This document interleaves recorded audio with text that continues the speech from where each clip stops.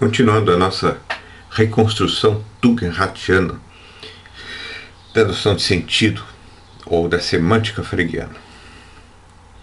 Sentidos como regras cognitivas. Expressões predicativas. Passemos agora às expressões predicativas, que são termos gerais na posição de predicados. Para Frege, a característica delas é que elas são nos níveis tanto de sentido quanto de referência, insaturadas, incompletas ou dependentes. Essa é a característica delas. Ungesättigt, unvollständig, abhängig. Insaturadas e incompletas são os termos que Frege usa geralmente. Dependentes é raro. Diversamente dos nomes que as completam, as expressões predicativas precisam ser completadas por nomes, formando frases, que por sua vez, para Frege, são completas, e como são completas, são também nomes. Exemplo: é barbudo. Você usa esses 3 pontinhos para indicar um espaço vazio que será preenchido, uma vez que é barbudo é um predicado e, portanto, incompleto. Sendo insaturado ou incompleto, esse predicado pode ser preenchido por uma infinitude de nomes. Sócrates é barbudo, Marx é barbudo, Frege é barbudo, eu sou barbudo, Russell é barbudo. Bom, mas Russell não era barbudo. Como vocês estão vendo aqui, Russell fazia barba. Na geração de Russell, o pessoal fazia barba para contrariar a geração anterior de gente como Frege e outros, Marx era ainda anterior, que não fazia barba. Era modernoso não fazer barba. Wittgenstein também.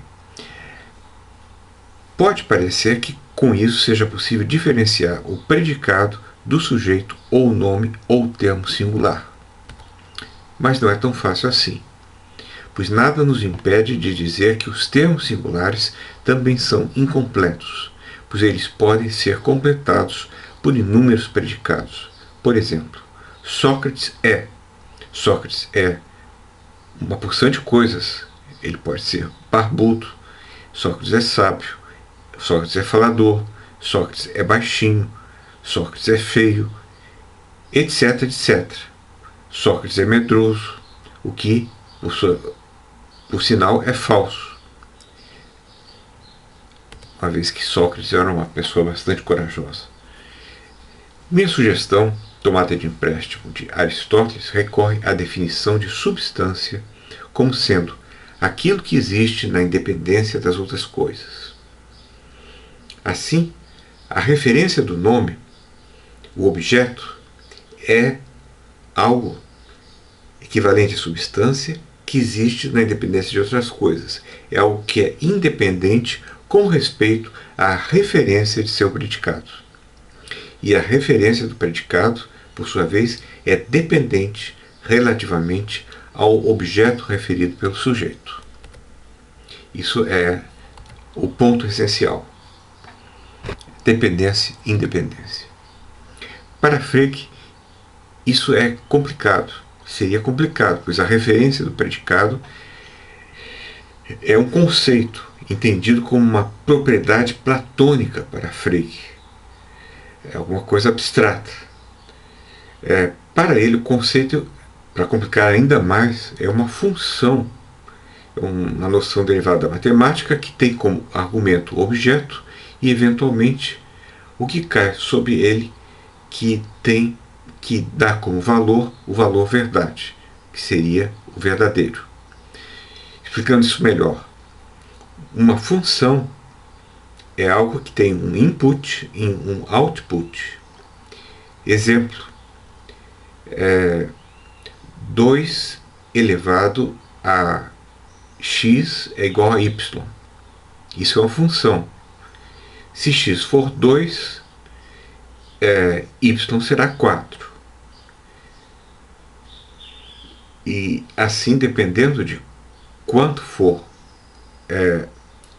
o, o x, quanto for o argumento, nós teremos um valor diferente.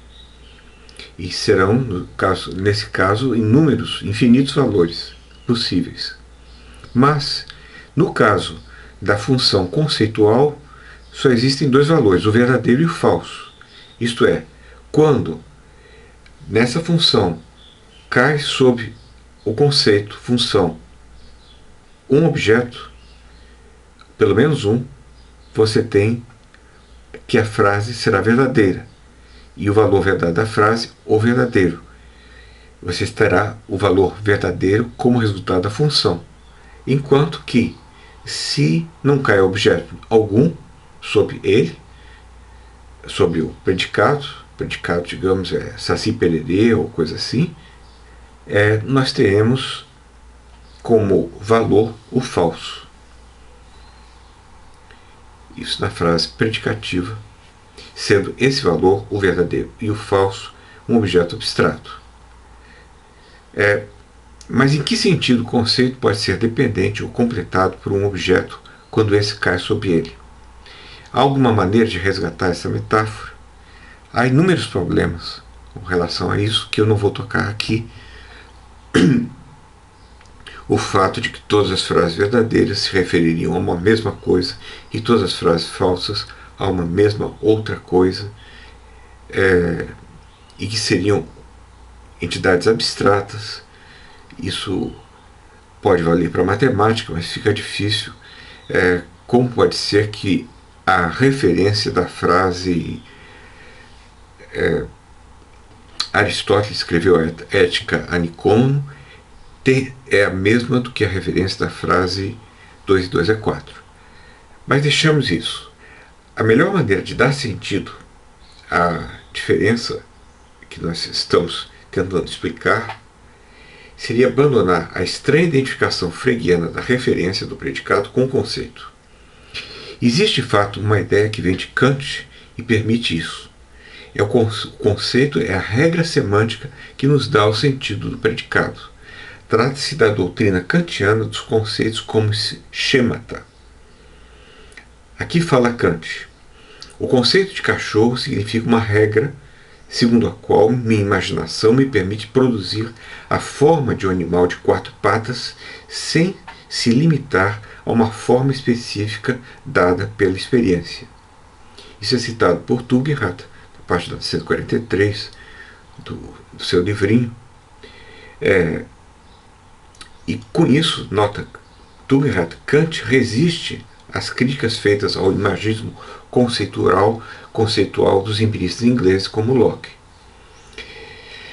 Desse modo, o conceito pode ficar ao nível do sentido, que nunca foi explicado por Frege. E o que ficará ao nível da referência? O tropo.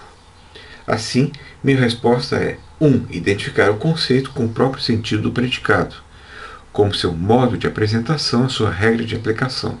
E 2. Identificar a referência do predicado primariamente com um tropo. Mas o que é um tropo? É algo conhecido em filosofia hoje, na ontologia. Eu defino o tropo como uma propriedade espaço-temporalmente localizada, uma propriedade singularizada, uma propriedade S, ou simplesmente uma propriedade no sentido mais banal da expressão, que é o critério que satisfaz a regra de aplicação do predicado. Por exemplo, Yuri Gagarin olha para a Terra e vê que ela é azul. Ele vê um tropo de azul. Ou, se quiserem, milhões de tropos de azul. Mas existe ainda um terceiro ponto. Ainda podemos acrescentar que o regra conceitual, regra de aplicação, para Tugendhat, alude a uma classe de objetos que a conota, posto que sabemos que a regra de aplicação pode ser também aplicada a outros tropos similares. Se fizermos isso, nós poderemos distinguir sujeito de predicado nos vários níveis. Ontologicamente, o sujeito nada mais é do que um pacote de tropos. No caso, um objeto, Sócrates, ou esse sofá, um objeto material. A referência do predicado é um tropo dependente do pacote. Por exemplo, esse sofá é azul. É azul. E da distinção ontológica, e vejam que o azul é dependente do sofá. Não existiria o azul se não existisse sofá. E da distinção ontológica decorre uma distinção ao nível da apresentação, ou seja, uma distinção semântica. Semanticamente, o sentido do sujeito, no caso de Frege usar a palavra nome, é a regra de identificação do nome, que se aplica na independência da regra de aplicação do predicado, ou seja, na independência da regra de aplicação do predicado, porque identifica o objeto que está lá, independente de quais sejam as suas propriedades específicas ou contingentes. O sentido do predicado é o conceito, que é a regra de aplicação do predicado, que só se aplica na dependência da aplicação da regra de identificação do nome, do termo singular, do sujeito. Então nós temos aí um quadro. Termo singular, termo geral. O termo singular se refere a este quadrado e o termo geral se refere ao fato de que ele é azul. Ou pelo menos deveria ser. Da distinção semântica decorre então uma distinção meramente linguístico-convencional irrelevante. Linguisticamente, o sujeito, nome, termo singular, é chamado de independente. E o predicado é chamado de dependente. Por exemplo, é azul, por causa desses 3 pontinhos que eu coloco aí. Mas essa distinção remete a outras e não subsistirá por si mesma, claro. Bom, considere alguns exemplos para mostrar que isso funciona. Até onde eu fui funciona. Bucéfalo é rápido. Nesse caso, a propriedade S, o tropo de ser rápido, é dependente do objeto bucéfalo, pois não existiria sem ele. 2. Bucéfalo pertence a Alexandre. É uma frase relacional, singular, em que pertence a é o predicado de 2 lugares, um é Bucéfalo, o outro é Alexandre. Nesse caso, a propriedade, o tropo de pertencer, é dependente de 2 objetos, Bucéfalo e Alexandre, e não existiria se não existissem esses objetos. Daí a sua independência relativa. Mas, que dizer de Bucéfalo é um cavalo?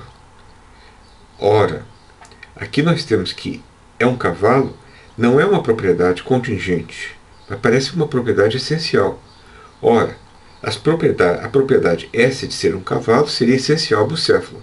Nesse caso, a frase é talvez até analítica. Mas, nesse caso, ser um cavalo é parte de ser bucéfalo, e como parte também depende do todo. Ela é, nesse sentido, também dependente. Então, mais fraquinha essa justificação. Mas vamos ao próximo. Isso também vale para objetos abstratos. 6 é um número par. Ser par é dependente da existência de números naturais. Mas muitos números naturais não dependem dessa propriedade para existirem. Basta considerar os infinitos números ímpares. Para Frege, também o sentido do predicado é insaturado, incompleto, dependente, sendo completado pelo sentido do nome, como vimos. E como notei, a dependência ontológica ao nível da propriedade seria dada ao nível epistêmico do sentido do predicado. Assim, se a propriedade singularizada, localizada espaço-temporalmente, ou tropo, depende do objeto, fica fácil compreender por que a regra conceptual do predicado depende da aplicação da regra de identificação do sujeito para ser aplicada. Eis porque o sentido incompleto do predicado é completado pelo sentido do sujeito na linguagem metafórica de Frege. Ou, voltando a Tugendhat, a regra de aplicação do predicado é dependente da aplicação prévia da regra de identificação do nome.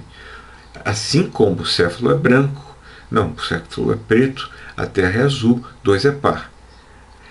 A propriedade S de ser branco ou preto é ontologicamente dependente da existência do objeto. Mas por isso mesmo, a aplicação da regra pela qual classificamos algo como branco, sentido do predicado, é dependente da aplicação da regra da identificação do objeto, sentido do nome. Podemos, com isso, também oferecer uma espécie de explicação da assimetria entre sujeito e predicado. Essa assimetria se explica como se segue. O predicado pode ser transformado em sujeito. O termo geral pode ser transformado em termo singular por um processo de nominalização. Por exemplo, Sócrates é sábio. Eu nominalizo o sábio e tenho a sabedoria é uma virtude. A sabedoria está no lugar do sujeito. Mas o sujeito, o termo singular, o nome, não pode ser transformado em predicado. O termo singular não pode ser predicalizado, digamos. Sócrates é sábio, eu não posso dizer, então, esse homem socratiza, transformar num predicado. Não existe o predicado socratizar. Explicação. Uma primeira seria com base no conceito de dependência. A primeira explicação seria que o dependente pode ser tornado independente, pois sua dependência é relativa ao seu lugar como predicado de um sujeito. Mas o independente, o sujeito, não é relativo. Ele já é, por sua própria natureza, independente.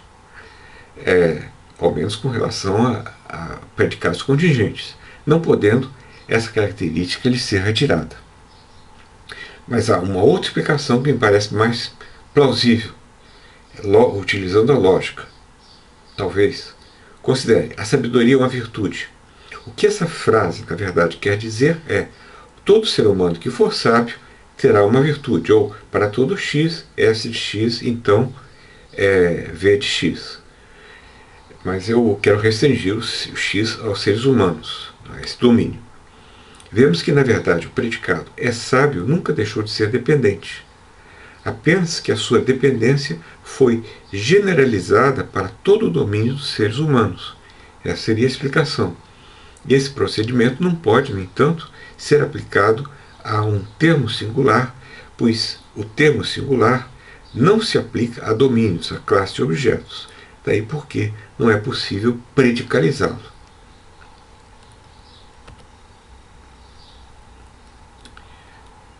Frases.